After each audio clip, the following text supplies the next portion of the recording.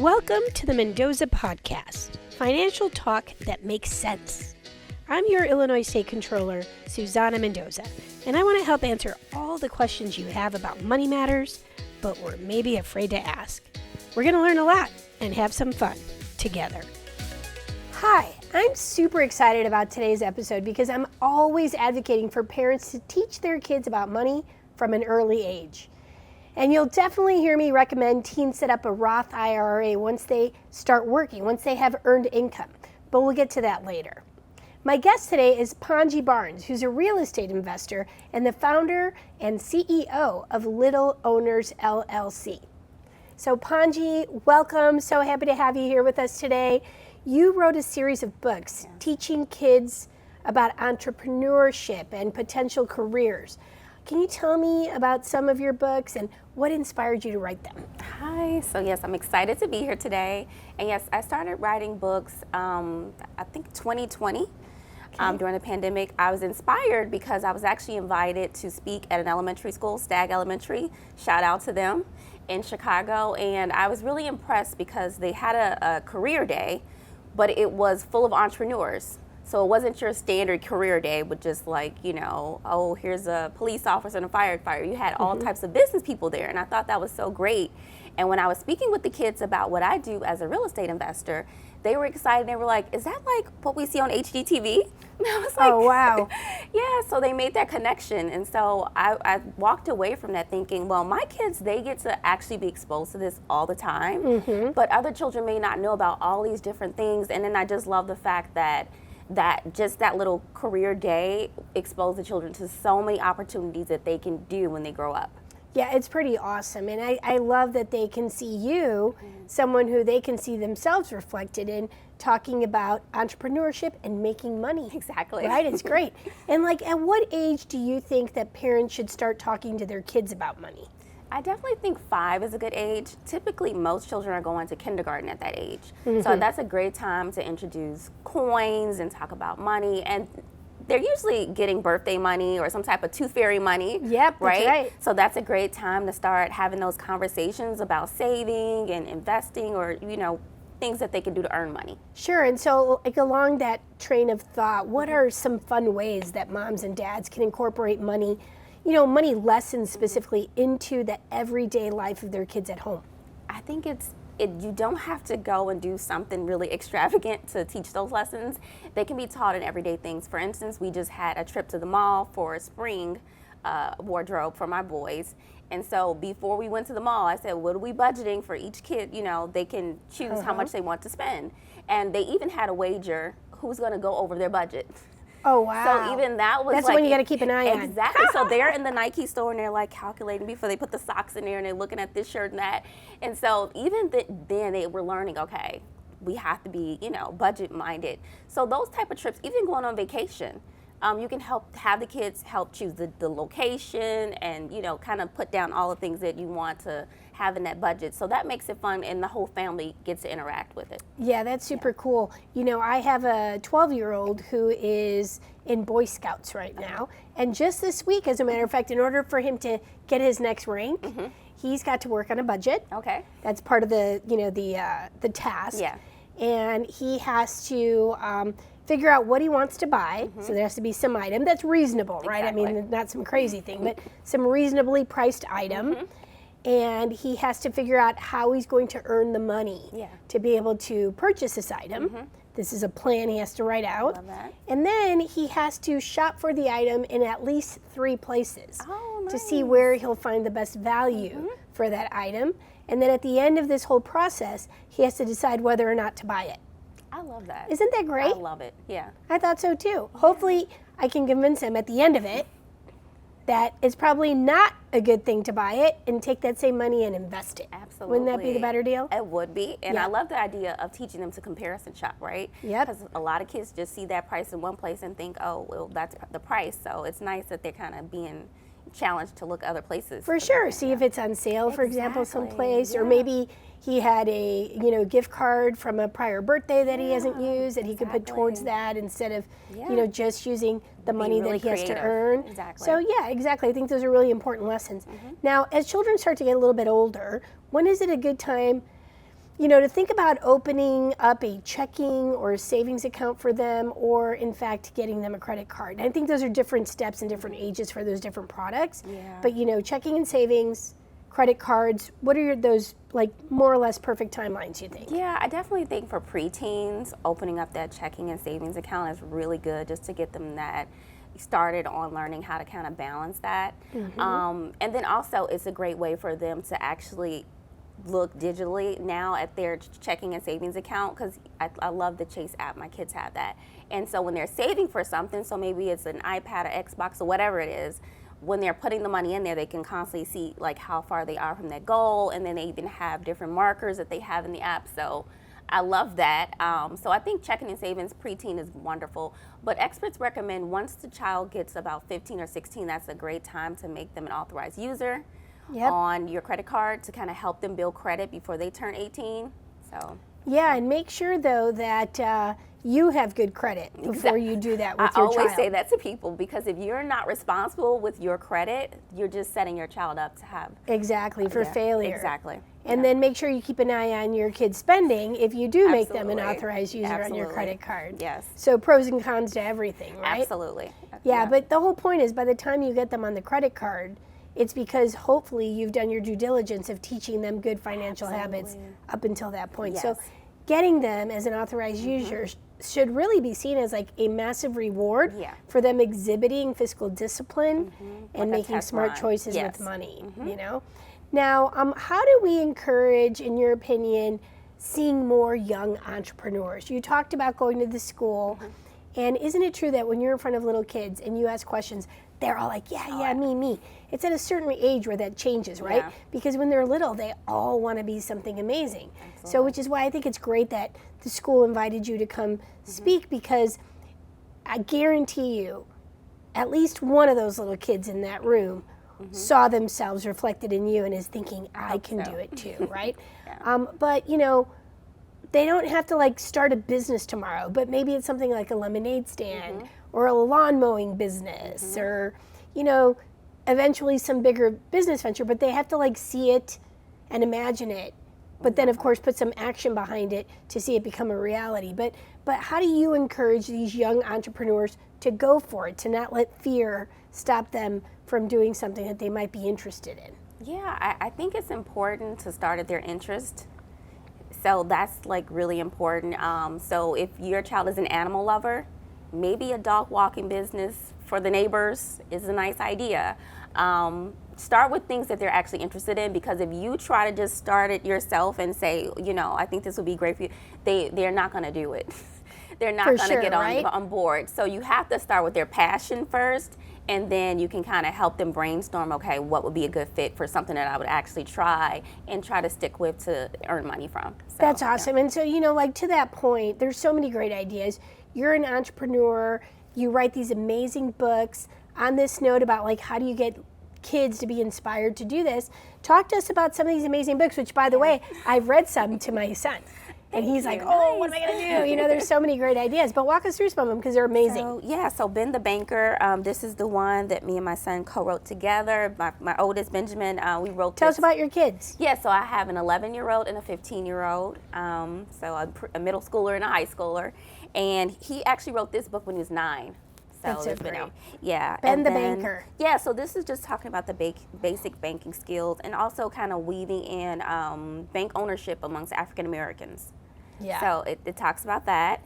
And then we have Sierra, the salon owner, because even I have a niece and she just loves doing her baby doll's hair. So I'm always like encouraging kids to just dream bigger. So instead of just being a hairstylist, you be a salon owner. Yeah, own the salon. Yeah, exactly. That's right. Valerie the vendor, because my kids, they have a vending machine. So other kids, once they saw that on Instagram when we put it on there, they were like really excited. Parents wanted to know. Yeah, and so this one was named after my mom, and so this just kind of talks about, owning a vending machine, and then this one, Aiden the accountant. This one, because some kids love, my oldest, he loves math. And so I just wanted, just kind of expose them to different career paths. So I thought that was a great book for kids to kind of learn about that. And then I deal with architects in my business as a real estate investor. And so I wanted kids to understand that that's a lucrative business to own. So yeah, we have about 13 or 14 titles. So these are awesome. just a few. And I also have one from you that's in Spanish. Yes. So so if you go on Amazon, we have some already in Spanish. Yes. Yeah, and I speak to my son only in Spanish. I mean, look, I cheat here and there, and he'll say something in English and I'll say something in English, but for the most part, I try to force him to speak Spanish to me, and I speak it to him so that he learns both languages. English is his primary, but he's really good at Spanish too, and hopefully over the years we'll get even better.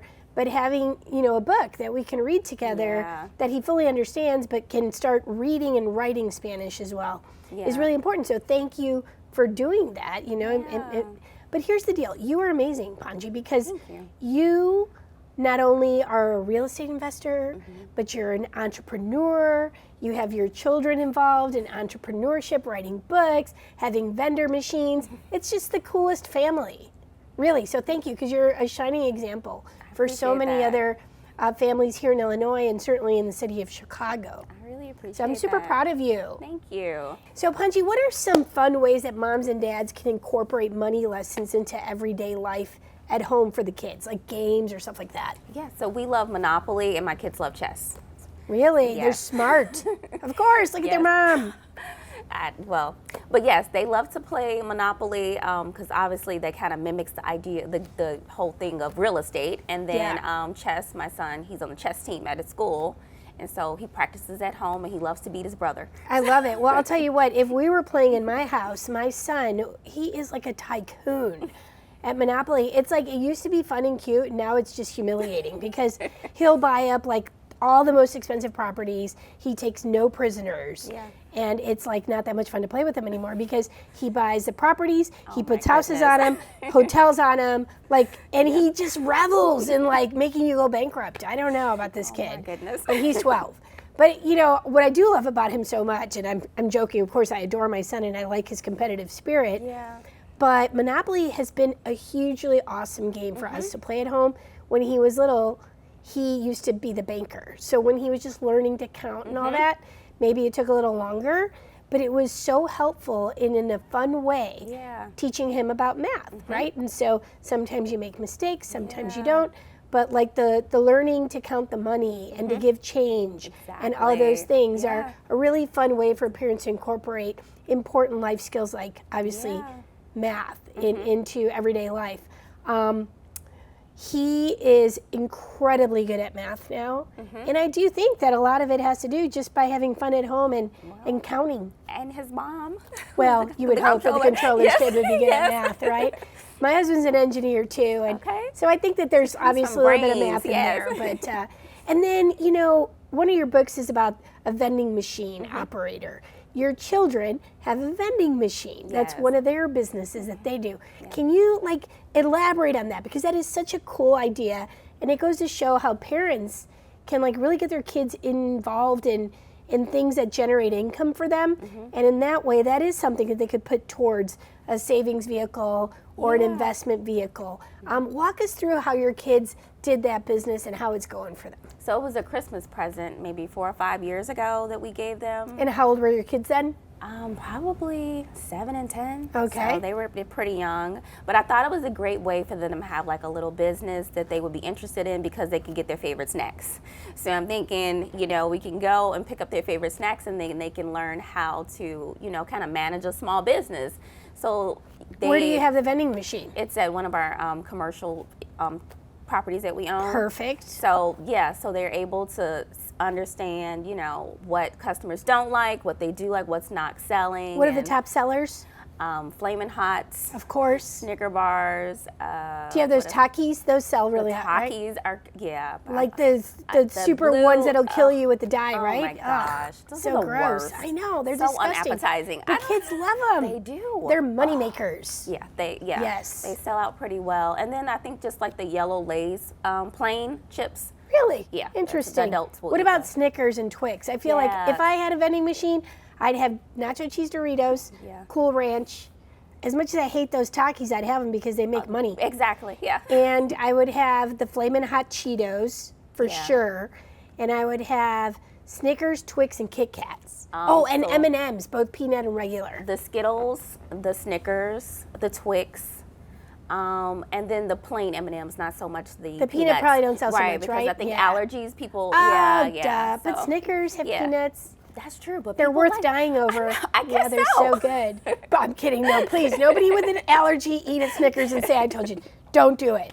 But no, they are so good though, right? They are. But no, to your point, like my husband loves peanut M&Ms, so whenever I see them, we get them for him. Yeah. But I have to believe like you would buy like at least half of that supply-wise and do everything else just regular M&Ms. But this kind of teaches kids about inventory. Exactly. What the good sellers, what the bad sellers are, right? That, and then also they kind of understand, like, the seasonality of their business. So because the business owner is a tax preparer, he doesn't always have so much foot traffic. So sometimes that stuff might sit in there for a month before he's calling and saying it needs to be restocked. And then when it's tax season, every week or maybe every other day, we may have to go in there and add something or tweak with the machine or something like that. So that it teaches them that so too. we have to find better places for that snack machine. Definitely not at the tax preparer I know. in December. I need to just go and do August. some research and find another placement. That's another thing to put on my list.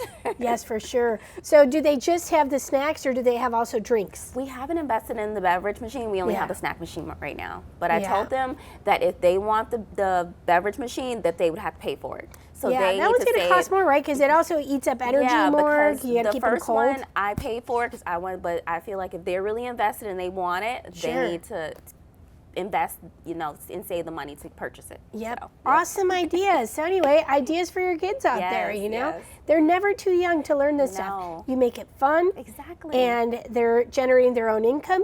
And now let's look at things like Roth IRAs or other savings mechanisms for our kids. Absolutely. Baby steps. Yep. Yes. And so let's go to this final option here of what's the best option for kids who start raking in the money, right? This is like a great problem to have, that your kids are making a ton of money even before they're like, let's say 16 years old, which is when most kids start working, maybe 15 if they get a worker's permit. But in your case, for example, your children work in your business. Exactly. And if you are a business owner, your children can actually work for you and you can pay them. Yes. When your children have earned income. I love talking about the Roth IRA. Yes. We already talked about savings. Obviously, every kid should have a savings account, checking account at some point, but definitely savings. But when they have earned income, the Roth IRA is their best friend. Talk to us a little bit about that. Well, if you want your child to be a future millionaire, that is the route to go. As soon as they start earning money, then that's when you can start contributing to that. And I believe it's $7,500. It's $7,000, $7,000 right a year. Yeah. And if a kid has $7,000 worth of income a year, they can put it in a Roth IRA. Yes. It's after taxes, and compound interest is your best friend. The younger you start, the more millions you'll have by the time you turn 65. Absolutely. And the other thing parents should know is that if your kid, let's say your kid has a lemonade stand, they're not going to make $7,000 a year. But let's say they have a lemonade stand and or they mow some lawns or they babysit. You have a combination of different incomes coming in that little kids can still earn, right, from other people in these little jobs. Yeah. As long as you're documenting that for the IRS, it's considered earned income, and they can go ahead and put it into a Roth IRA. Chores don't count. If you tell your kid to do chores and you give them allowance money, that's not considered earned income by the IRS. So you always have to check with the IRS to make sure that your child is eligible for putting money into a Roth IRA. But the sooner you can start them, the better. I'll give you an example. I have a friend who has a real estate company. And he promotes his real estate company with flyers. And he uses his son as his model in all the homes and the flyers. And so he pays his son to be his model. And technically that's legal. And he takes that money and puts it towards his son into a Roth IRA. If your kid, let's say, is older, 16, and making like real money over his summer, you can strike a deal with your kid. You want to help your kid get to the $7,000, you can match that money up to and no more than $7,000. So if your child earns $3,500, you could match the $3,500. But if your child earns $2,000, you can't put in $5,000. You can only do dollar for dollar. So $2,000 gets you to $4,000. But if your kid's able to get to the $3,500 and you want to match that, you can, to fully max out the Roth IRA every year. But I'm going to tell my son, the minute he's making money, that whatever he makes, he should subtract $7,000 or whatever the allowance is that year, and pretend it doesn't exist until he's 65, you know? No. There are limits to your income as to what you can earn that no longer allows you to participate in a Roth IRA.